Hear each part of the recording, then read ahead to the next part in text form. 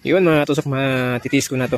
Yan. So abangan nyo yung part 2. Ito. So yung mga sinabi pala nila na sindihan ng lighter dito sa loob, nagawa ko na yan.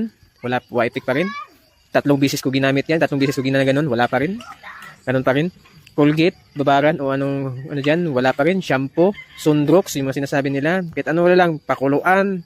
O ano ba yung nagawa ko na lahat. Pahira ng dahon. Kahit ano na lang ginawa ko. Wala ganun pa rin kasi depende kasi yan sa salamin. Kung sa inyo ay natanggal agad. So baka sa salamin nyo na mabilis lang talaga matanggal. Ito may tempered nakalagay pero walang tempered to. Makapal na salamin lang to. Kaya yung naisip ko, so mamaya yan, matry ko mamaya. Yun. Abangan nyo lang yung part 2 nito. Kung effective yung ginawa ko. Yan.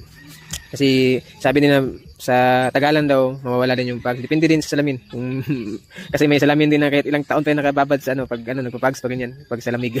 Yan, depende po yan. At kung antayin pa natin, kailan pa. Yun. Yun po.